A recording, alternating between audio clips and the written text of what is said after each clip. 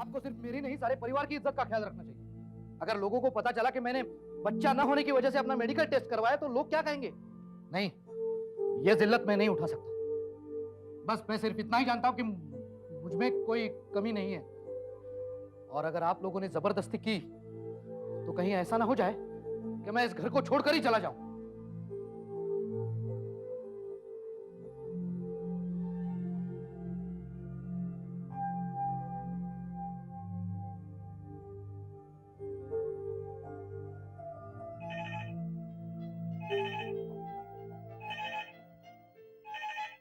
अरे मल्लिका, जरा फोन उठाना प्लीज।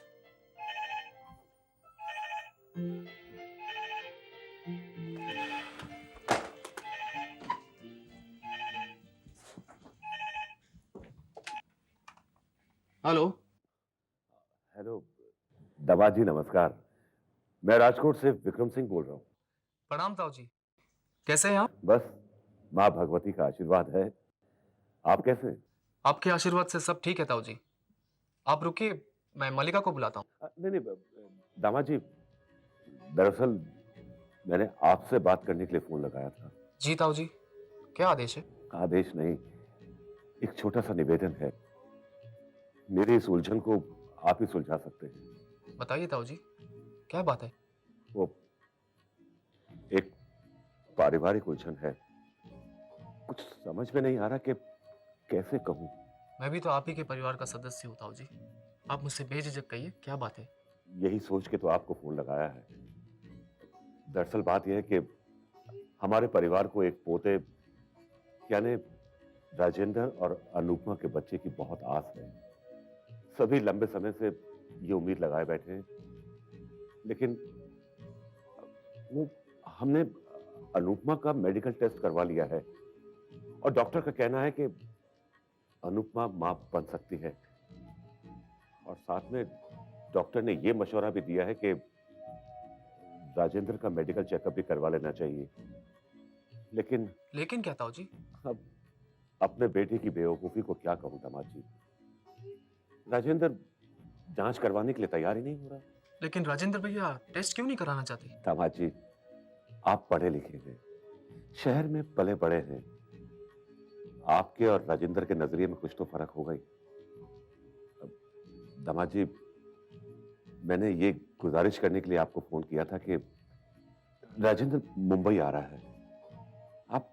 आप प्लीज उसे किसी तरह समझा बुझाकर उसका मेडिकल टेस्ट करवा दीजिए। हम तो उसे समझा समझा कर हार गए, लेकिन मुझे लगता है कि शायद वो आपकी बात मान लेगा। दामाद जी, इतना उपकार हम पे कर दीजिए, हम आपके ऋणी रहेंगे। अब ये कहकर तो आप मुझे शर्मिंदा कर रहे ताऊ जी। देखिए, मैं आपके बेटे के समान हूँ, आप बिल्कुल फिक्र मत कीजिए। मैं अपनी तरफ से राजेंद्र भैया को मनाने की पूरी कोशिश करूंगा और हो सका तो अपने दोस्त डॉक्टर त्रिपाठी से उनका टेस्ट भी करवा लूंगा। आप बिल्कुल निश्चिंत रहिए। शुक्रिया दामाद जी, आपने ये कहकर मेरे मन का बोझ हल्का कर दिया। बहुत बहुत शुक्रिया। अच्छा दामाद जी, फोन रखता हूं। मैंने कुछ आपका ज्यादा ही वक्त ले लिया। प्रणाम। प्रणाम ताऊ जी।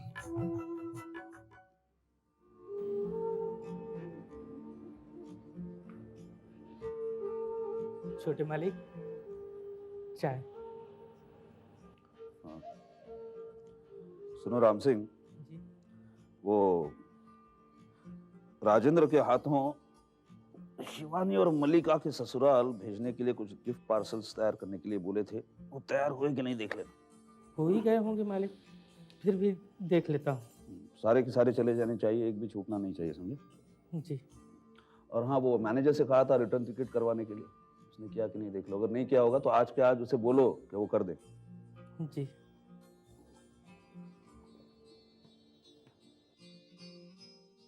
क्या बात है राम सिंह, कुछ रुपए चाहिए? नहीं मालिक, रुपए नहीं चाहिए। तो फिर?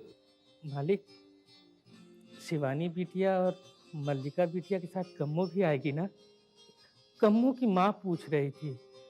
जब से कम्मो गई है बेहाल हो गई है बेचारी, इसलिए पूछा। क्यों, तुम्हें अपनी बेटी की याद नहीं आती?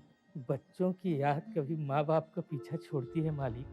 हाँ, मैं समझता हूँ, बच्चों की याद तो सभी को आती, भाग्यवंती से कहना कि शिवानी और मलिका के साथ कमो भी आ रही है, 2-4 रोज रह भी लेगी। लेकिन हाँ, उन दोनों के साथ उसे दोबारा मुंबई भी जाना पड़ेगा। वापस मुंबई जाना पड़ेगा?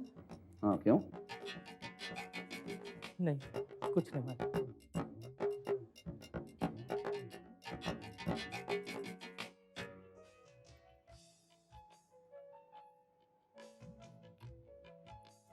एक बात कहूँ छोटी मलकिन? हाँ बोलो। मलकिन, जब से मेरी कम्मो शहर गई है ना, मेरा किसी भी काम में मन नहीं लगे। देखो ना, बेटी गौने से पहले ही पराये घर में चली जाए, ये कोई अच्छी बात नहीं है। भाग्यवंती, कमो हमेशा के लिए थोड़ी ना गई है, जल्दी ही लौट आएगी। सच्ची, तुम्हारे मुंह से ये बात सुन के मेरे दिल को चैन मिला। वरना कम्मो के बगैर तो मेरे हलक से पानी भी नहीं उतरता। बेटी का गौना हो जाए, मैं तो गंगा नहाऊं। आ जाएगी 1-2 दिन में कमो, फिर जब मर्जी हो करवा लेना उसका गौना। आप लोगों की कृपा हो जाए तो मेरी बच्ची का भी कल्याण हो जाए। मलकिन, मैं भी यही चाहती हूँ कि जल्दी से जल्दी मेरी बच्ची का गौना हो जाए। पर गौने के लिए तो भाग्यवंती, तू क्यों चिंता कर रही है? हम हैं ना। कमो को हमने कब अलग समझा अपनी बेटी से? तू बिल्कुल भी फिक्र मत कर, सब ठीक हो जाएगा। वो तो आप है छोटी मलकिन, इसलिए मैं हवेली में चली आती हूँ। वरना सच्ची कहूँ तो हवेली में आने को दिल ही नहीं करता। अच्छा, ऐसी क्या बात हो गई कि तेरा दिल नहीं कर रहा है हवेली में आने को? अब हर कोई आपकी तरह दयालु और दिल की बात करने वाला नहीं होता। जितने बड़े लोग उतने ही छोटे दिल। अरे किसको परवाह पड़ी है कि हवेली के पिछवाड़े किसी गरीब की लड़की का गौना होना भी बाकी है। तू किसकी बात कर रही है भाग्यवंती? अब मेरा मुंह मत खुलवाइए छोटी मलकिन। इतने दिन हो गए कम्मो की शादी को, एक बार भी बड़ी मलकिन ने पूछा है कि कम्मो का गौना कब होना है? बस भिजवा दिया मेरी बेटी को मुंबई। तू भी बड़ी पगली है भाग्यवंती। तेरी कम्मो इतनी बड़ी कहाँ हुई है कि इसके गौने के बारे में कोई सोचे? पर सुन, अगर तुझे इतनी जल्दी है तो मैं उनसे बात करूंगी। यही तो फर्क है छोटी मलकिन, आप में और बड़ी मलकिन में। आपको हमारे दुख दर्दों का कितना ख्याल है। भाग्यवंती, सिर्फ मुझे नहीं, इस घर में सबको तुम्हारी फिक्र है। तुम बेकार की बातें सोचना छोड़ दो और जाकर अनुपमा को यहाँ भेज। भगवान आपका भला करे, ईश्वर करे आपकी बेटी मल्लिका जो परदेश में है खूब सुखी रहे, खूब सुखी रहे। भाग्यवंती, परदेश में तो शिवानी भी है। मुझे उससे क्या, जिन लोगों ने मेरी बेटी को दुखी किया है, भगवान करे उनकी बेटी भी कभी सुखी न रहे।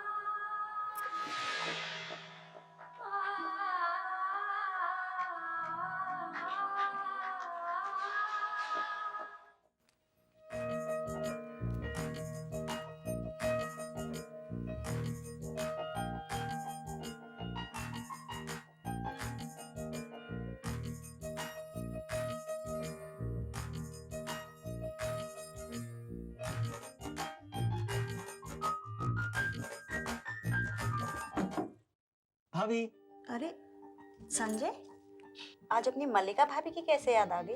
भाभी, हमें तो आपकी बहुत याद आती है, लेकिन आप ही इतनी बिजी हैं कि आपको ये भी याद करने की फुर्सत नहीं मिलती कि आपका संजय नाम का कोई देवर भी है। फिर तो हमें देवर जी से माफी मांगनी पड़ेगी। भाभी, आप मुझे शर्मिंदा कर रही हैं अभी। अच्छा ये सब छोड़, बताओ कैसा चल रहा है? ठीक ही है। ठीक ही है मतलब भाभी, छोटी मोटी प्रॉब्लम्स चलती रहती हैं जिनसे रोजाना डील करना पड़ता है। आप मेरी छोड़िए, आप ये बताइए कि आपको इस घर में कोई प्रॉब्लम तो नहीं है? लगता है कोई बात तुम्हें काफी परेशान कर रही है। अब अपनी भाभी से क्या छुपाना, बताओ क्या प्रॉब्लम है? भाभी, आपके देवर को कोई प्रॉब्लम हो सकती है क्या? बस यूं ही थोड़ा फाइनेंशियल क्रंच में फंस गया था मैं। दोस्त लोग मुझसे पार्टी मांग रहे थे, मेरी पॉकेट मनी खत्म हो गई, वो इस वजह से पार्टी मांग रहे कि मैं उनको मना भी नहीं कर सकता। तुम्हारी वजह काफी अलग है। हाँ भाभी, मेरे बहुत सारे फ्रेंड्स राजकोट शादी के लिए नहीं आ पाए थे। अभी अभी मेरे 2 भाइयों की शादी हुई है, तो उनकी मांगे तो नाजायज है नहीं। तो अब बताइए ना मैं क्या करूँ? I just can't help it. अपनी भाभी के होते है क्या परेशानी? दे डालो पार्टी अपने दोस्तों को। हाँ, मगर पैसों का इंतजाम भाभी 10,000 बहुत होंगे बस। अच्छा तुम ठहरो।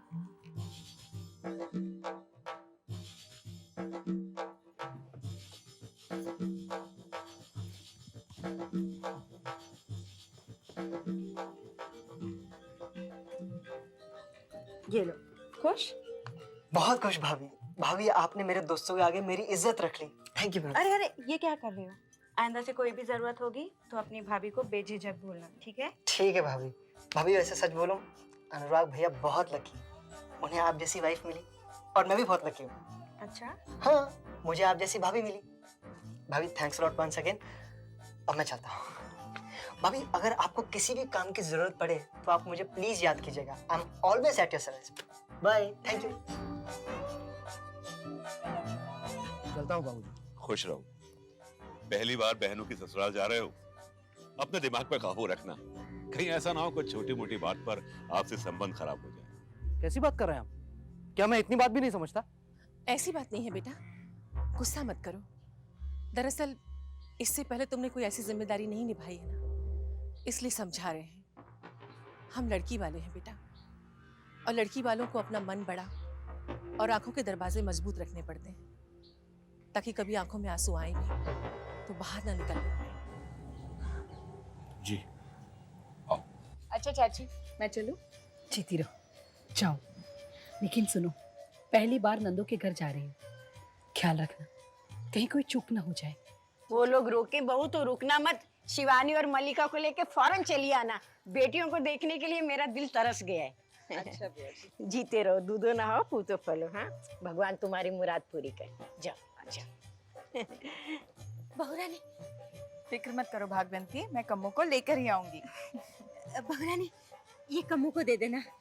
अरे कम्मो तो 2 ही दिन में आ जाएगी। 2 दिन तो बहुत ज्यादा होते हैं ना बहुरानी, कम से कम 2 दिन तो मेरे हाथ का खा लेगी ना। अच्छा ठीक है, दे दूंगी मैं उसे।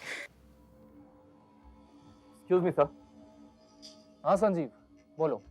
सर काफी दिनों से मैं एक मामले की जानकारी हासिल करने की कोशिश कर रहा था और आज कामयाबी हाथ लगी है। मामला क्या मामा जी से ताल्लुक रखता है? जी हाँ सर। बताओ संजीव, क्या जानकारी लाए हो? सर मामा जी ने हम सब की नजरों से छिपाकर पूना में एक फ्लैट खरीदा है और ये उसके सेल्स डीड के फोटोकॉपीज हैं और मेरे पास इस बात के भी पक्के सबूत मौजूद हैं कि ये फ्लैट उन्होंने कंपनी में किए घोटालों के पैसों से ही खरीदा है। Very nice Sanjeev, very nice. That's an excellent work. हाँ थैंक यू सर। संजीव, क्या मामा जी आज ऑफिस आए हैं? जी सर, वो अभिषेक जी के कैबिन में बैठे हैं। तुम इसे संभालो, बाद में काम आएंगे। अब देखो मैं क्या करता हूँ।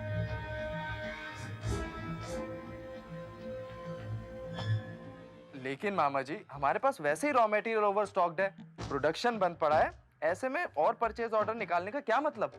हाँ जी, परचेजिंग की साइकोलॉजी तुम नहीं समझ सकते। कौन सा माल किस मौसम में सस्ता मिलता है, किस मौसम में महंगा मिलता है, ये सिर्फ मैं समझ सकता हूँ। मैं उन्हीं चीजों की परचेजिंग का ऑर्डर निकालने को कह रहा हूँ जिनके भाव अभी कम है।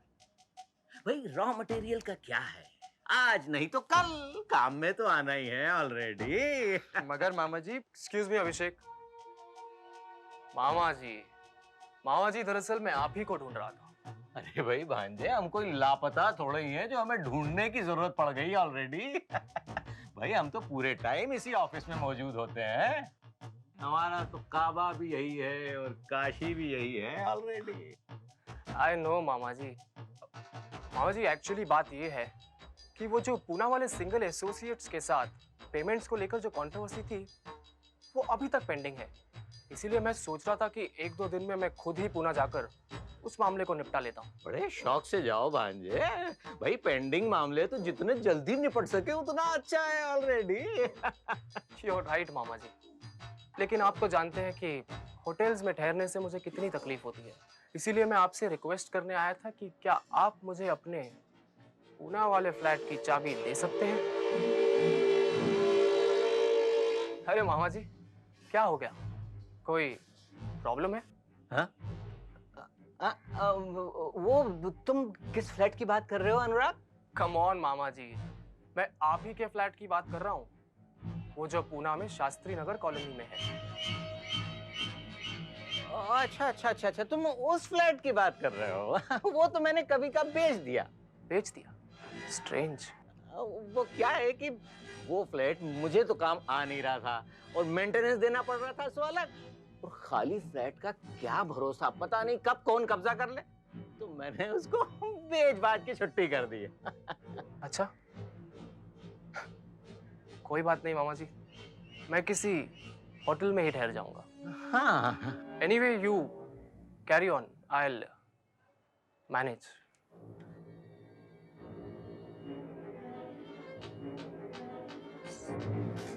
मामा जी, ये अनुराग भैया को आपके पूना वाले फ्लैट के बारे में कैसे पता चला?